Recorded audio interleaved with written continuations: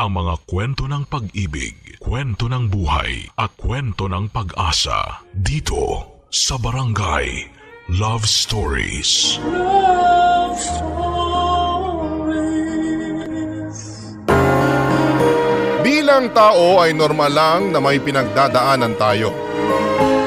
At minsan ay hindi na rin natin nakikita ang mga pinapasa ng ibang tao sa likod ng kanilang ngiti.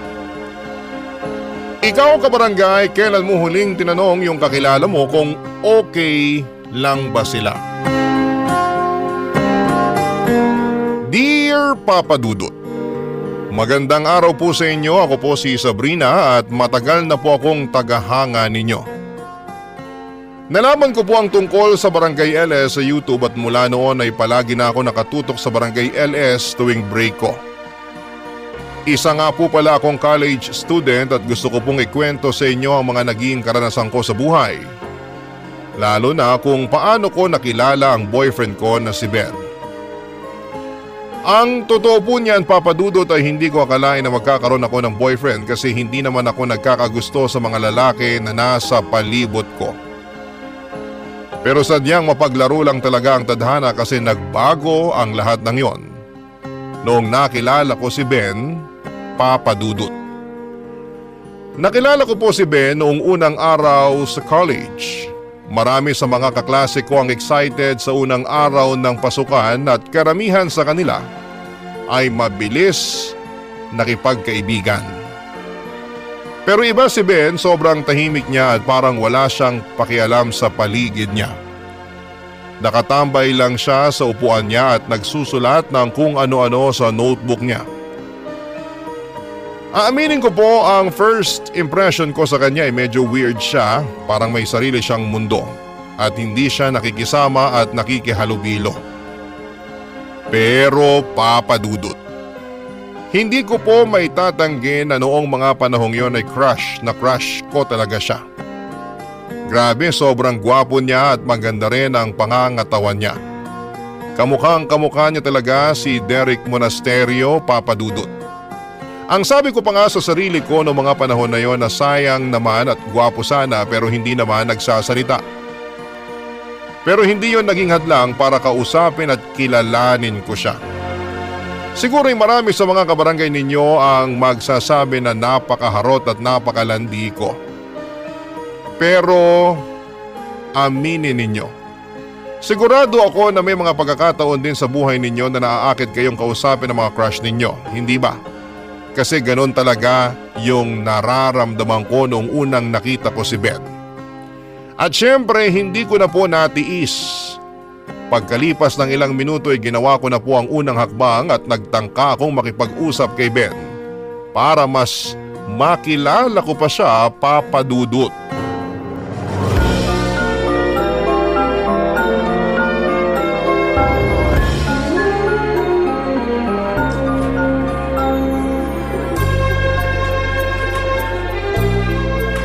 Hello, tatabihan kita ha. Ako nga pala si Sabrina. Anong pangalan mo?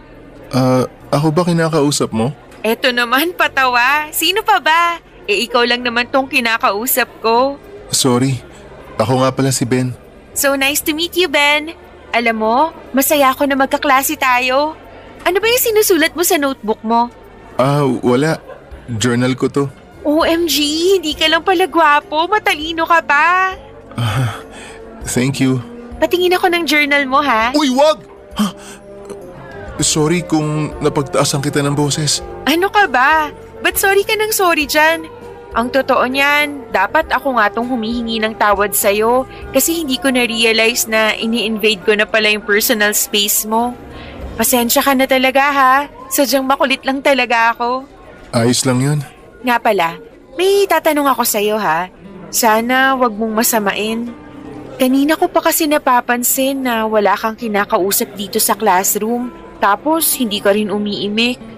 May pinagdadaanan ka ba? Ha? Wala akong problema. Okay lang ako. Well, kung sakaling kailangan mo ng makakausap, andito lang ako ah. Friends na tayo simula ngayon, okay? Sige. Perfect! Yan! Nga pala, thank you rin ah. Ha? Thank you saan? Thank you kasi ikaw ang unang kumausap sa akin dito sa classroom. Kasi malamang iniisip ng mga kaklase natin na weirdo ako. At sigurado ako na pinagtatawanan na rin nila ako. Uy, grabe ka naman sa sarili mo. Siguro may mga kaklase tayo na naninibago sa'yo kasi sobrang tahimik mo. Pero hindi ka naman siguro pinagtatawanan. Sabrina, may itatanong ako sa'yo ha. Sana magsabi ka ng totoo. Ano yun? Weirdo rin ba ang tingin mo sa akin? Tsaka pinagtatawanan mo rin ba ako kasama ng iba nating mga kaklase? Saan mo ba nakuha yung pinagtatawanan ka ng mga kaklase natin? Wala naman ako napapansin na pinagtatawanan ka nila. At isa pa, aaminin ko na medyo na-weirduhan ako sa'yo nung una kitang pinagmasdan. Pero kalimutan mo na yun. Pinagmamasdan mo ako? Ay, my goodness, gaga ka talaga, Sabrina. Oo pinagmamasdan kita kasi aminin na natin, sobrang pogi mo tapos ang ganda pa ng katawan mo. Mahirap naman yatang paniwalaan yan. Bakit naman? Hindi ako naniniwala na may itsura ako. Kasi kung totoong may itsura ako, bakit hindi ako kinakausap ng mga kaklase natin? Eto ha, tatapatin na kita. Ang dahilan kung bakit walang kumakausap sa'yo kasi hindi ka mukhang approachable. Maniwala ka sa akin, gwapo ka pero yung mukha mo kasi parang... Parang ano? Parang nang tataboy ng tao, mukha kang masungit, ganun. Sorry, di ko talaga sinasadya. Ganito lang talaga mukha ko. Alam mo ikaw, kung may piso lang ako sa bawat sorry mo, malamang mayaman na ako ngayon. Thank you talaga. Napagaan mo loob ko. Anong ibig mong sabihin? Ang totoo niyan, kabadong-kabado ako kasi first day of school natin ngayon. Pero napagaan mo yung loob ko. Tsaka kahit paano, nawala yung kaba na nararamdaman ko. Ano ka ba? Wala yun. Maliit na bagay. Nga pala, ayos lang ba sa'yo kung sabay na tayong mag-lunch mamaya? Seryoso ka na gusto mo kong kasabay mag-lunch? Eto naman, kung makapagsalita parang may nakakahawang sakit. Oo, wala, hindi. I mean, wala akong nakakahawang sakit. At oo, sasabayan kita mag-lunch. Perfect! Basta babalikan kita dito pagkatapos ng klase natin, ha? Shucks, andyan na yung professor. Babalik na muna ako sa upuan ko. Nice meeting you! Sobrang mahiyain talaga si Ben, Papa Dudut. Sayang lang kasi at gwapo siya pero parang wala talagang tiwala sa sarili. Nung una ko siyang kinausap ay halatang halata na parang gusto niyang maglaho at mawala sa mata ng lahat. Pero sa totoo lang kahit sobrang mahiyain ni Ben at hindi siya yung tipo ng tao na madaling lapitan, ramdam ko pa rin na mabait siya kasi hindi ba bilang mga tao ay nararamdaman natin kung mabait, mayabang o may masamang ugali yung mga tao na nakakasalamuha natin. Nang mga panahon na yon, oo mahihain si Ben pero talagang nararamdaman ko na busilak ang puso niya. Kaya naman tuwing nag-uusap kami ay okay lang sa akin na ako yung madaldal habang siya ay tahimik lang at nakikinig sa akin. At hindi nagtagal ay naging matalik na magkaibigan kami ni Ben. Sabay kaming nagla-lunch araw-araw at nagtutulungan na din kami sa mga assignments. Natutuwa ako kasi nararamdaman ko na komportable na siya sa akin. Nung una tuwing kinakausap niya ako ay parang nahihirapan siya, utal-utal siya kung magsalita. Tapos ay nanginginig pa. Pero hindi nagtagal ay naging mas natural na siya, Papa Dudut. Pag kinakausap ko siya ay hindi na siya kinakabahan. Pero sa ibang tao ay ramdam ko pa rin yung kaba niya. Kaya madalas ako na lang ang kinakausap ni Ben. Kasi kapag ako ang kausap niya ay hindi siya kinakabahan at mas komportable siya. Noong mga panahon na yon ay naisip kong normal pa ba yung nararamdaman ni Ben. Kasi hindi ba minsan natural lang naman nakabahan tayo pero kay Ben, kahit yung mga simpleng bagay ay sapat na para kabahan siya ng lubusan. May isang pagkakataon nga na habang binabayaran niya yung tuition fee niya ay nanginginig pa ang kamay niya at parang nahirapan siyang magsalita. Ang dami niyang inhale, exhale. Bago niya kinausap yung registrar para bayaran ang tuition fee niya. Pero kahit na may ganong karamdaman si Ben ay tanggap na tanggap ko pa rin siya bilang kaibigan. Kasi sa pagiging tunay na kaibigan ay wala kang mapipintas kay Ben Papadudut. At pagkatapos ng ilang linggo ay dumating ang araw na isa-isa kaming ipinag-present sa klase. At doon ko talaga nakumpirma na hindi na normal yung pinagdadaanan ni Ben Papadudut.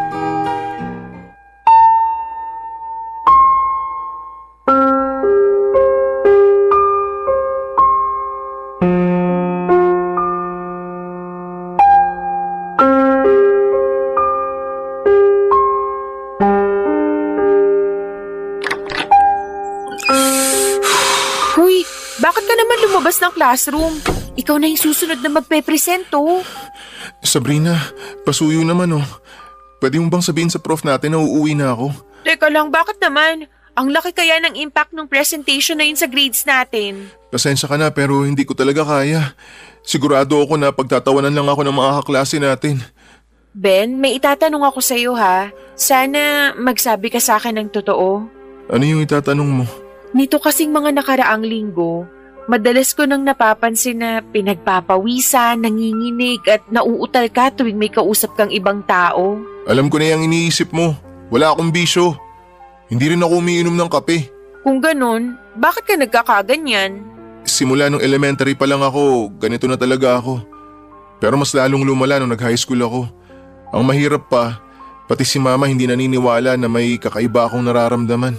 Ang ibig mong sabihin, alam ng mama mo ang nangyayari sa'yo? Oo, alam niya pero palagi niyang ini-invalidate yung nararamdaman ko eh.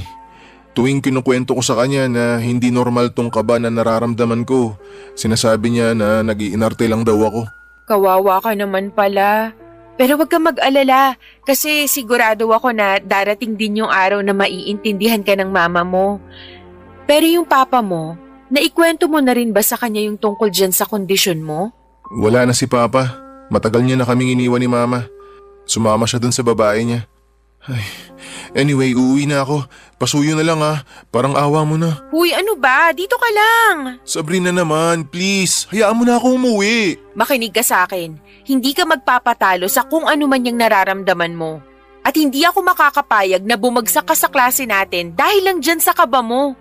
Kung nagawa ko yung presentation ng maayos, sigurado din ako na kaya mo din yun. Pero paano pag pumalpak ako? Paano kung magmukha akong tanga sa harap ng mga kaklase natin? Paano kung ito na yung maging simula ng pambubuli nila sa akin? Sa tingin mo ba may oras pa ang mga tao dito para gawin kang katatawanan? Sa sobrang dami ng projects at reports natin, sigurado akong wala ng panahon ng mga kaklase natin para pagtuunan ka pa ng pansin. Hindi ka nakakasigurado dyan. Anong ibig mong sabihin? Madalas kasi akong pagtawanan ng mga kaklase ko nung high school ako. Hindi raw kasi ako nakakapagsalita ng maayos. Tsaka tuwing sinusubukan kong magsalita, sabi nila, tunog aso daw ako na umiiyak. Tinatawag din nila akong lampayatot. Kaya doon ang galing yung lakas ng loob ko para mag-gym. Nagbaka sakali rin ako na pag nag-gym na ako, baka magkaroon ako ng kumpiyansa sa sarili. Pero wala eh. Kasi hanggang ngayon, yung kaba ko sa social setting natin, hindi pa rin nawawala. Teka lang, nag-gym ka? Oo, bakit parang takang-taka ka? Shucks! Kaya palang laki ng katawan mo. Malaki katawan ko? Tumataba na ba ako? Ano ka ba? Hindi. Ang ibig kong sabihin, maganda yung katawan mo. Ah, akala ko pinagtatawanan mo na ako eh. Eto talaga? Hindi. Sige, ganito na lang. May receptionist ba dun sa gym na pinupuntahan mo? Ha? Oo naman. Bakit? Nakakausap mo ba yung receptionist ng gym? Oo. Pero saglit lang, tapos umaalis na rin ako. Sige, ganito na lang ang isipin mo. Kapag nag-present ka na dun sa harapan ng mga kaklase natin, isipin mo na lang na yung receptionist ng gym yung kausap mo para hindi ka nakabahan. Pero kung kakabahan ka pa rin, ako na lang yung tingnan mo para mawala yung kaba mo at makapag-present ka ng maayos. Okay ba sa'yo yun? Sige, susubukan ko. Thank you ah. Maliit na bagay. So ano, okay ka na? Aaminin ko, kinakabahan pa rin ako pero mas okay na ako ngayon dahil sa'yo.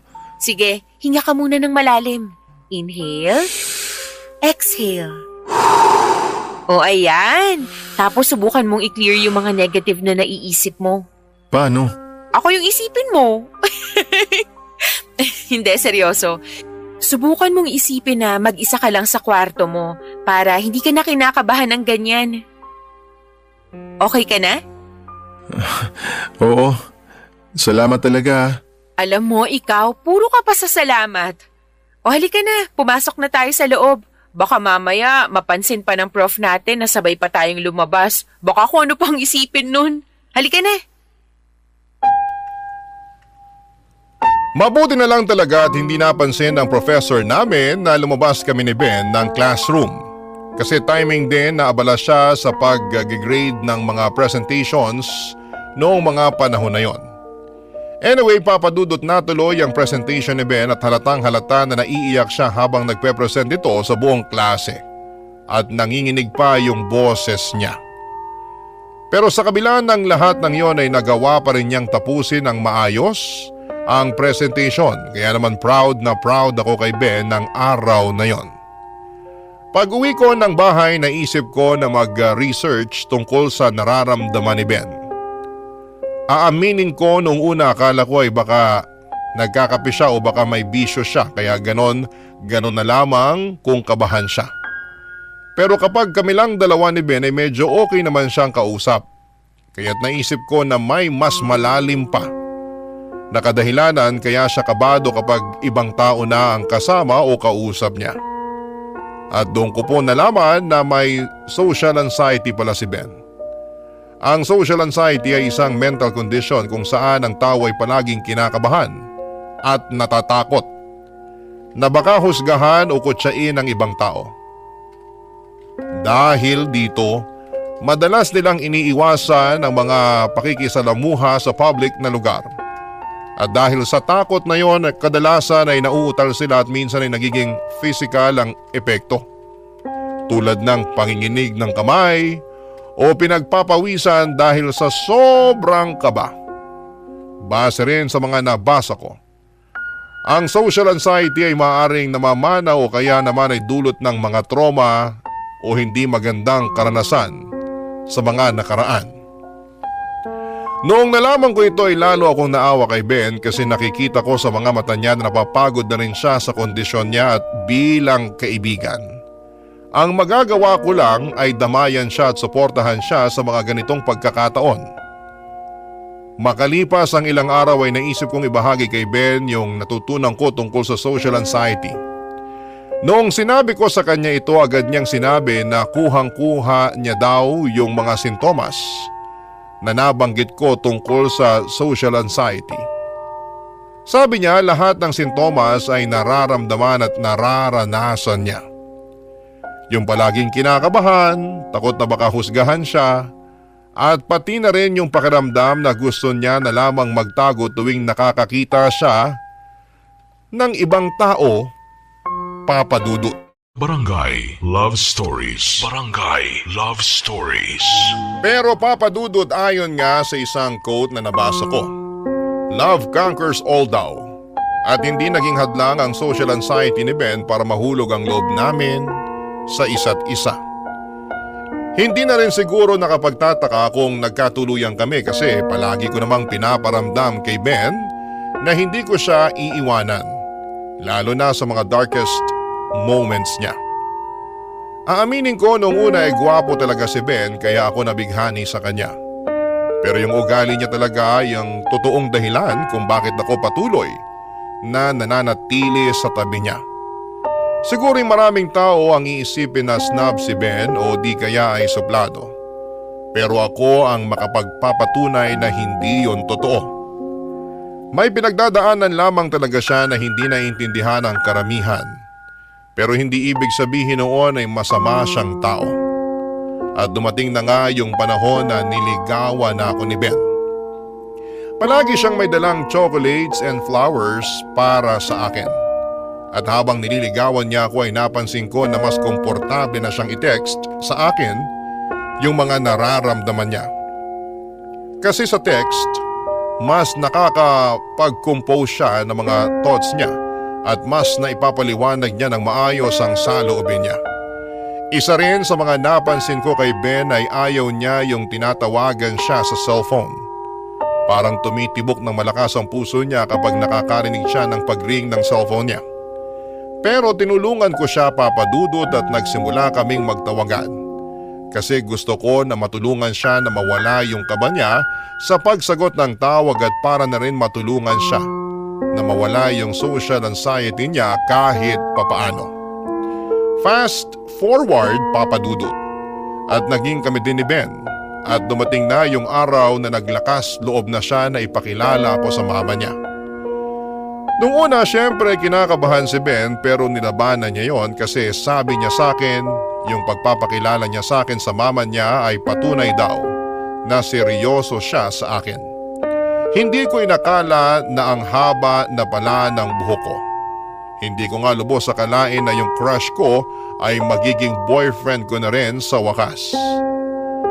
At noong mismong araw na yon ay tumuloy na kami sa bahay ni Ben para ipakilala ako sa mama niya, Papa Dudut.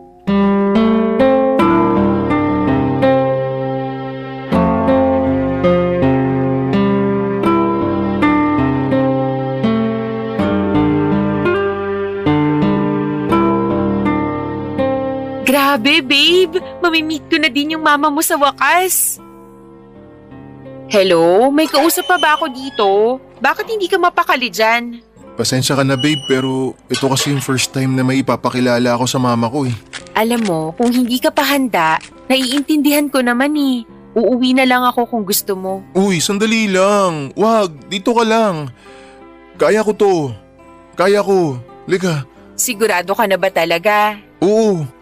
Gusto ko talaga iparamdam sa'yo na seryoso ako sa pagiging boyfriend mo. Kaya halika na, pumasok na tayo. Ipapakilala na kita. Ma? Ben! Ikaw na ba yan? Andito ako sa kusina. Halika rito para matulungan mo na ako sa pagluluto. Opo.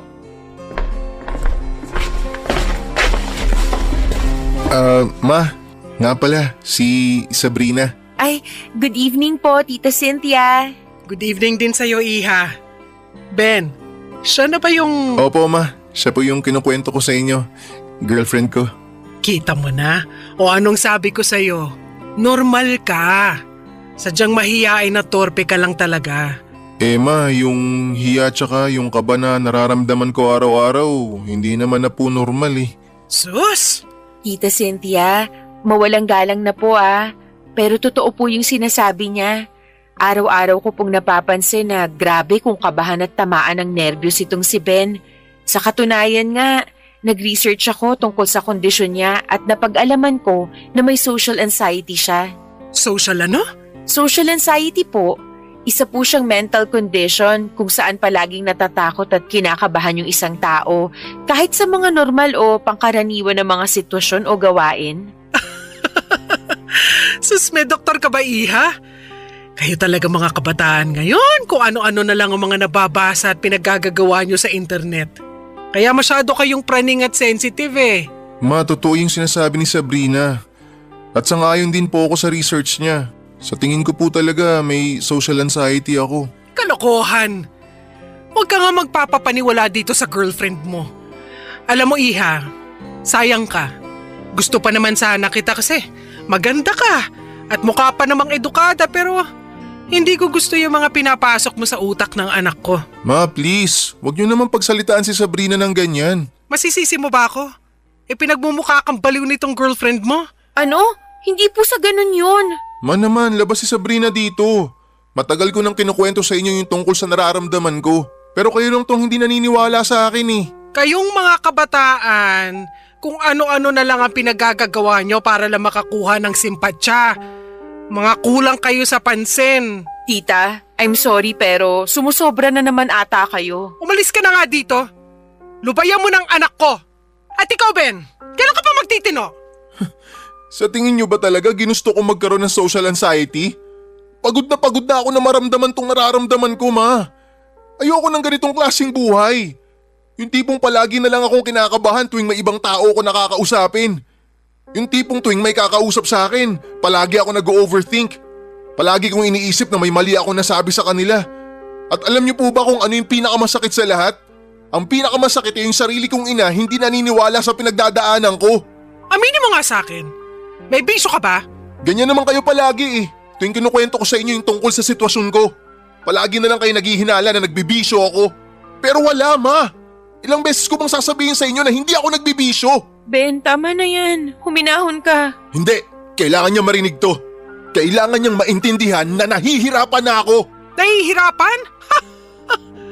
Nakakapunta ka pa nga ng gym eh. Pero hanggang ngayon nanginginig pa rin ako sa takot tuwing pumupunta ako sa gym. Alam niyo ba yun? Siyempre hindi. Kasi ni minsan hindi naman kayo nagtanong kung okay lang ako, May. Ni minsan hindi niyo inalam yung tungkol sa kondisyon ko. Utang na loob. Hindi pa ba sapat yung napapakain kita ng 3 beses sa isang araw? Hindi pa ba sapat yung napag-aaral kita sa kolehiyo? Napaka-ingrato mong bata ka? Wala naman akong sinabi na hindi ako nagpapasalamat sa inyo eh. Ang totoo niyan, grabe yung pasasalamat ko sa inyo dahil binuhay niyo ako ng mag-isa simula nung iniwan tayo ni Papa. Pero hindi naman yun yung problema. Ang gusto ko lang naman sana unawain niyo yung kondisyon ko. Anong gusto mong sabihin ko? Hala! Nakakaawa ka naman! Nahihirapan ka sa kondisyon mong hindi naman totoo! Maupo ka na lang dyan! Maya-maya kakain na rin tayo! Pasensya na ma pero biglang sumama yung pakiramdam ko. Doon na lang muna ako sa kwarto. Sabrina, umuwi ka na. Tatawagan na lang kita mamaya. Ha? Sige. Hoy, babae, makinig ka sa akin ha. Ito na ang huling beses na sasabihin ko to sa'yo. Lubayan mo ng anak ko kung ayaw mo magkagulo tayo. Sige na, umalis ka na! Sobrang nalungkot at nanghinayang po ako na hindi maganda yung unang pagkikita namin ni Tita Cynthia. Akala ko kasi magiging okay lang ang lahat, pero talagang totoo yung sinasabi sa akin ni Ben dati na hindi siya nauunawaan ng mama niya pagdating sa social anxiety niya. At ang pinakamasaklap sa lahat ay ako pa yung sinisisi ni Tita Cynthia kung bakit nakakaranas ng social anxiety si Ben. Sobrang unfair po noon para sa akin kasi sino ba naman ang gugustuhin na magkaroon ng social anxiety ang boyfriend? Kung tutuusin nga dapat si Tita Cynthia pa ang unang nakakaintindi sa kondisyon ni Ben dahil siya yung nanay pero parang kabaliktaran pa yung nangyayari. At noong nakauwi na ako sa bahay namin agad kong tinawagan si Ben para kausapin at kumustahin siya. Naikwento niya sa akin na noong nasa high school pa lamang siya madalas na daw silang nagtatalo ng mama niya tungkol sa social anxiety niya. Pero hindi raw siya pinapaniwalaan ito. Pero kahit na hindi siya nauunawaan ng mama niya, nalagpasan daw ni Ben yung hirap na yon kasi may best friend siya noong high school na nakakaintindi sa kanya. Kaya lang noong pumanaw ang best friend niya noon, doon na talaga siya nawala ng kumpiyansa sa sarili niya. Pakiramdam niya daw na wala na talagang nakakaintindi sa kanya. Naku Papa Dudut, noong sinabi ni Ben na wala na raw nakakaintindi sa kanya ay parang nagulat ako. Parang sinabi ko sa sarili ko, ay aba matindi, walang nakakaintindi sa iyo so ano ako, multo? Pero syempre hindi ko na sinabi yon sa boyfriend ko. Ang sinabi ko lang sa kanya ay kahit pumanaw na yung best friend niya, nandito pa naman ako para intindihin at unawain siya. Sabi ko sa kanya na hindi siya nag-iisa at mukhang nakikita naman ni Ben na hindi ko siya iiwanan sa mga darkest moments niya. Pero Papa Dudut, hindi ko talaga ine-expect na may darating pa na mas malalim na pagsubok. Isang araw matapos ang klase namin ay kinausap ako ni Ben, Papa Dudut. Sobrang seryoso ng tono ng boses niya noong araw na yon. At agad akong kinabahan kasi parang may gusto siyang sabihin na napakabigat. At doon na nga niya sinabi sa akin ang isang bagay na labis kong kinalungkot noong mismong araw na yon.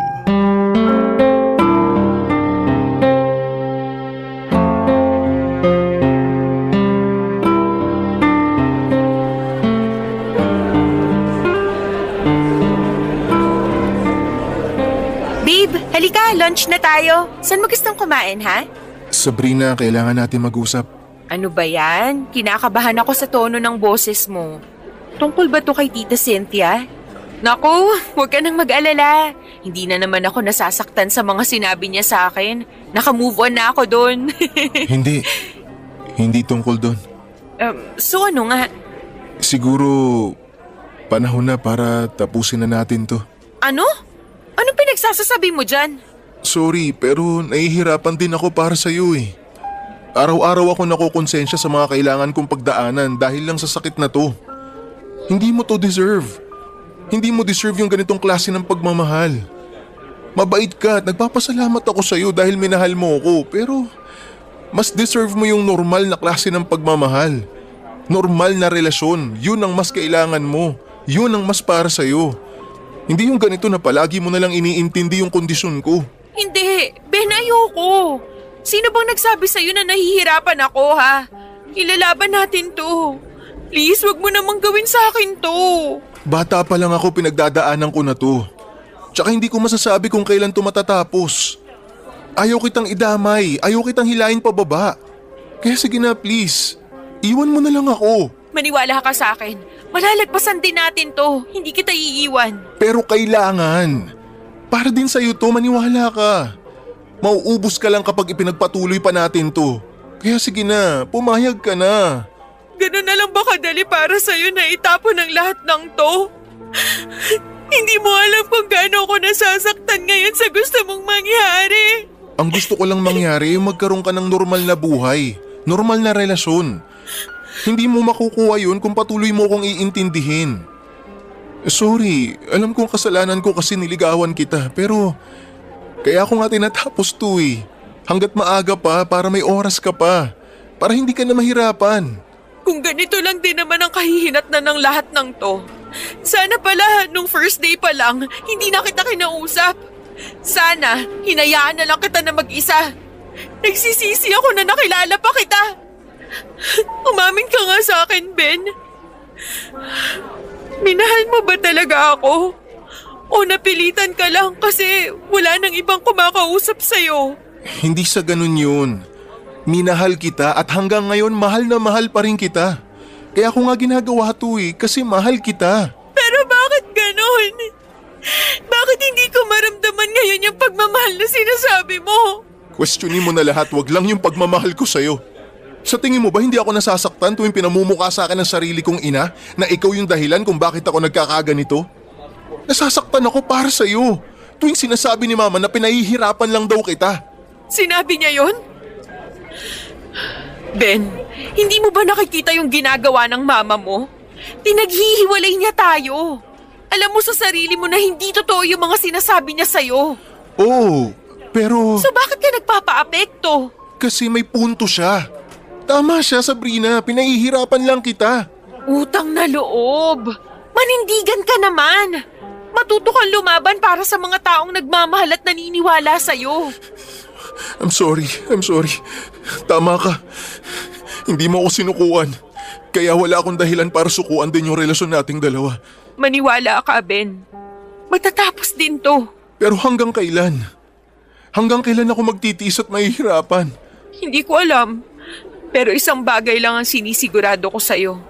At yun ay hindi kita susukuan, ha? Sabihin mo nga sa akin ng totoo.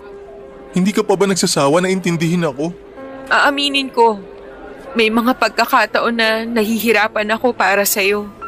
Pero bilang girlfriend mo, alam ko rin na mas higit ka pa kaysa dyan sa nararamdaman mo. Kaya please lang, lumaban ka. Huwag kang susuko. Alam mo, hindi ko alam kung anong nagawa kong tama para magkaroon ako ng girlfriend na katulad mo. Sobrang swerte ko sa'yo. At sobrang swerte ko din sa'yo kasi nakikita ko naman kung paano mo nilalabanan yung nararamdaman mo. Siguro hindi mo nakikita yun. Pero para sa akin, sapat na yung sinusubukan mong labanan yung social anxiety mo. Sana balang araw, makita at ma-realize ni Mama na hindi ko naman talaga ginusto na magkaroon ng sakit na ganito. Pero alam mo, sa totoo lang, naiintindihan ko rin naman yung mama mo. Kasi iniwan kayo ng papa mo. Tapos pinalaki ka niya ng mag-isa. Kaya siguro para sa mama mo, sapat na yung napapakain at napapag-aral ka niya. At utang na loob ko yun sa kanya. Ang akin lang naman, sana maunawaan niya na may pinagdadaanan ako. Ang hindi ko pa maintindihan, ikaw ang sinisisi ni Mama kung bakit ako nagkakaganito. Ay, mama mo lang talaga ang makakasagot niyan. Pero wag mo na munang isipin yan. Mas lalo ka lang masistress. Tama ka. Babe, pasensya ka na talaga. Salamat din kasi hindi ka napagod na iparamdam sa akin na mahal mo ko. I love you. I love you too. Basta wag mo na ulit gagawin yun ha. Hindi tayo maghihiwalay at hindi ako magsasawang ipadama sa'yo na mahal kita. Mabuti na lang po talaga at nagkaayos kami kaagad ni Ben noong araw na yon. At kung sa tingin niyo po ay doon na natapos ang problema namin, mali po. Kasi isang araw noong wala kaming pasok ni Ben ay naisipan namin na mag-date at pumunta sa isang mall. Naisip namin na magandang pagkakataon yon para makapag-relax at magsaya. At noong nakarating na kami ni Ben sa mall ay bumili kami ng maiinom. At habang naglalakad kami, aksidente namang natapilok si Ben at natapon niya yung inumin namin. Agad na pinagtawanan siya ng mga tao na nakakita sa nangyari. Normally sa mga ganitong sitwasyon ay mabilis lang na makaka-move on yung isang tao, pero iba ang nangyari kay Ben pagkatapos noon. Sumama ang loob ni Ben at talagang dinibdib niya yung nangyari. Sobrang nahiya siya sa mga nangyari at noong nakalabas na kami ng mall, hindi pa rin niya naalis yung bigat na nararamdaman niya. Yun na po ata ang pinakaunang pagkakataon na nakita kong namumula ang mukha ni Ben ng sobrang tagal. Long story short ay nasira ang date namin at sa huli ay nag-decide kami na umuwi ng maaga. Grabe, Papa Dudut. Sobra po akong nangihinayang. Minsan na nga lang kaming lumabas para makapag-bonding tapos ganun pa yung nangyari. Nararamdaman ko na parang sayang talaga yung pagkakataon na yon. Kasi perfect na sana yung araw para sa amin. Ang totoo niyan ay maituturing ko na sana na perfect boyfriend si Ben kung wala lang siyang social anxiety. Pero nang mga panahong yon, sa kabila ng mga nangyari, wala talaga sa bokabularyo ko ang makipaghiwalay kay Ben. Sa halip ay nag-isip ako ng paraan kung paano ko matutulungan ang boyfriend ko sa mga pinagdadaanan niya. Kasi habang tumatagal, mas nararamdaman ko na kung wala akong gagawin, baka tuluyan ang masira ang relasyon namin. Ayokong masira yon kaya't nag-decide akong kailangan ko ng kumilos kung gusto ko pang isalba ang relasyon naming dalawa. Barangay Love Stories. Barangay Love Stories. Noong mga panahong yon ay gusto ko na talagang patignan si Ben sa isang psychiatrist. Kasi alam ko na sa mga kondisyong katulad ng social anxiety, mas makakatulong kung may profesional na tutulong kay Ben na maintindihan kung ano talagang nararamdaman niya. At syempre para matutunan niya rin kontrolin ang mga emosyon niya. Kung iisipin mo kasi ang mga mental conditions tulad ng social anxiety ay matagal nang pinag-aaralan ng mga psychiatrist. At sila yung may tamang kaalaman at training para matulungan si Ben na malagpasan yon. Nang ikinuwento ko kay Ben kung willing ba siyang magpatingin sa psychiatrist ay hindi siya nagdalawang isip. Sabi niya willing siyang gawin at walang problema sa kanya yon kasi kahit si Ben ay alam niyang hindi na niya kayang kontrolin yung sobrang kaba at hiya niya tuwing nasa pampublikong lugar siya. Hindi rin niya maintindihan kung bakit yung ibang tao parang normal na nakakapag-interact sa ibang tao habang siya ay palaging nahihirapan. Naawa nga ako kay Ben kasi minsan ay nakikita ko yung inggit sa mata niya sa mga taong tila walang problema sa pakikipag-usap o pakikipagsalamuha sa ibang tao. Kaya lang, may malaking problema kami, Papa Dudut. Pareho kaming estudyante ni Ben at wala kaming sapat na pera para patignan siya sa psychiatrist. Dapat nga si Tita Cynthia na mismo ang nagkukusa na patignan si Ben. Kasi siya naman yung nanay at may responsibilidad siyang tulungan si Ben sa kondisyon niyang ito. Pero hindi naman po nagkakasundo si Ben at Tita Cynthia kapag yung social anxiety na ang pinag-uusapan. Kaya bilang girlfriend ni Ben ay naglakas loob na ako na pumunta sa bahay nila at kinausap ko talaga si Tita Cynthia. Gusto ko sanang ipaintindi sa kanya na hindi biro at basta-basta ang pinagdadaanan ni Ben at kailangan niyang tanggapin at unawain ang kondisyon ng sarili niyang anak. Hindi ko alam kung magiging madali o mahirap ang usapan na yon, pero ang alam ko lang ay kailangan kong gawin yon para sa boyfriend ko, Papa Dudut.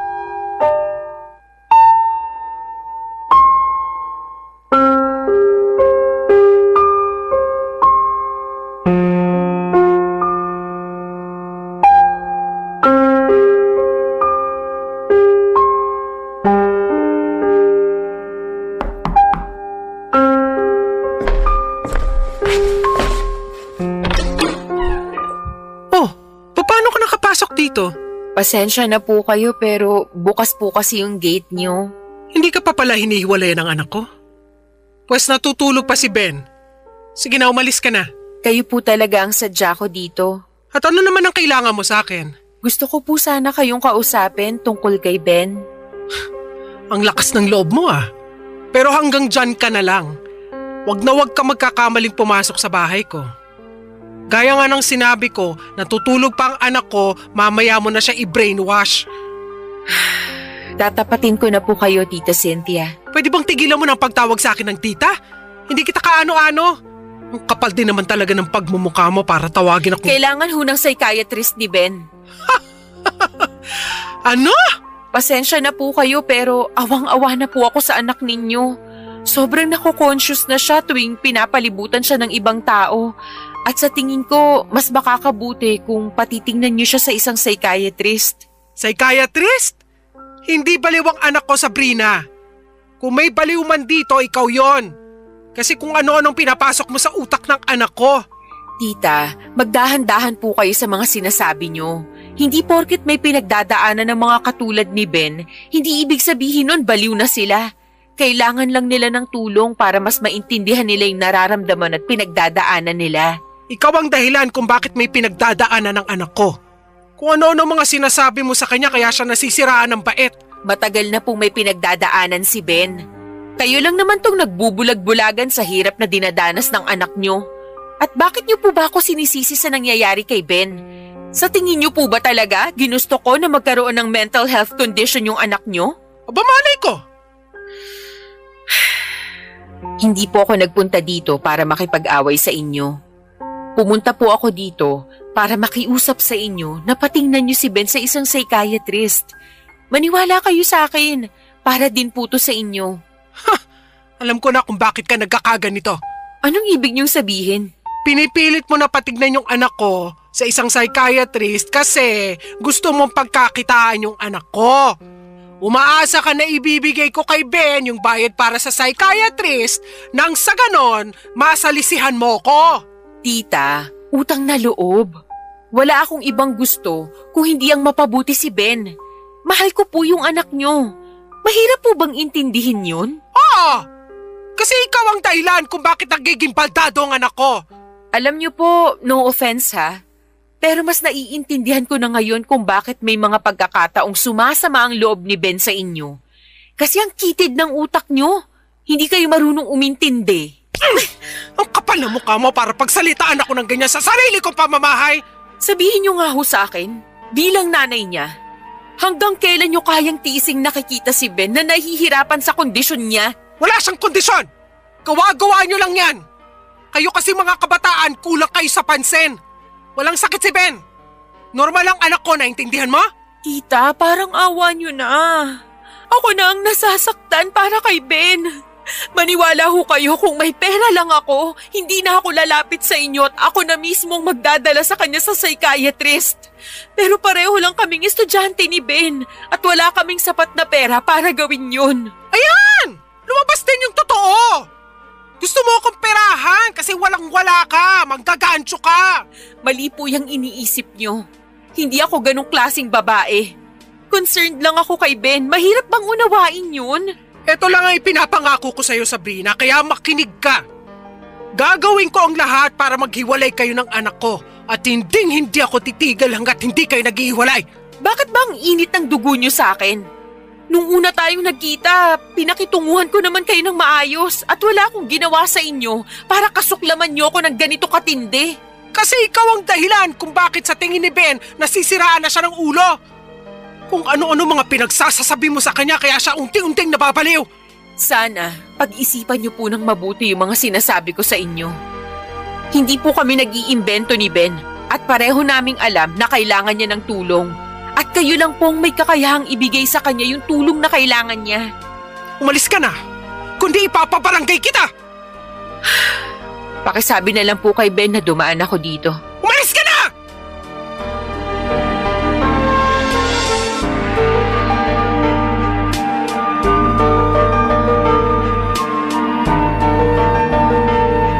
Ang hirap talagang ipagtanggol si Tita Cynthia ng mga panahon na yon, Papa Dudut.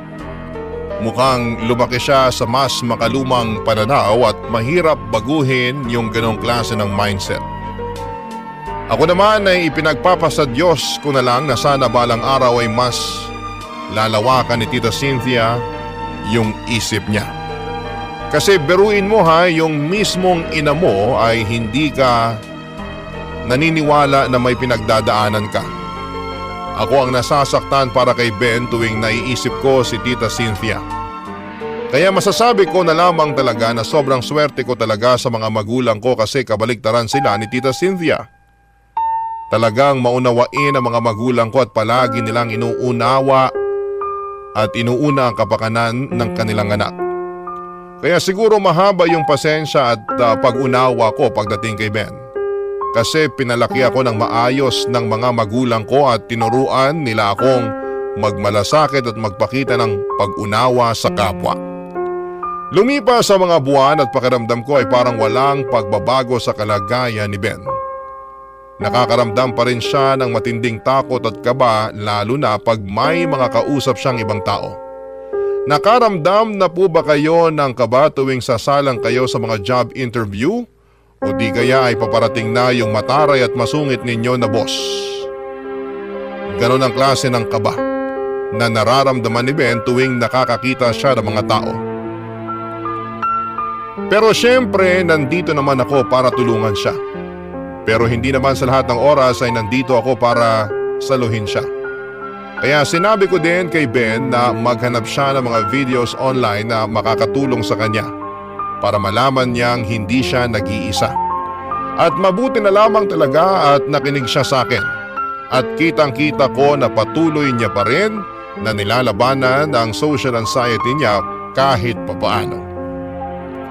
Pero papadudot isang araw habang nasa school ako ay nagtaka ko kung bakit absent si Ben. Kaya tinawagan ko si Ben.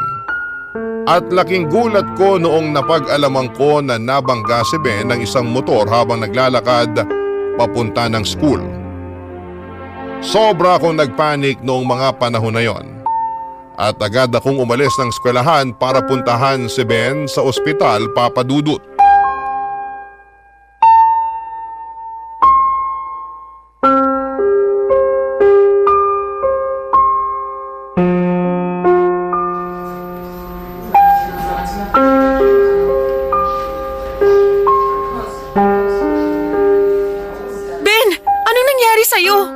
Mamamatay na yata ako, babe. Ano ka ba? Huwag ka nga magbiro ng ganyan. Eto naman, pinapatawa lang kita.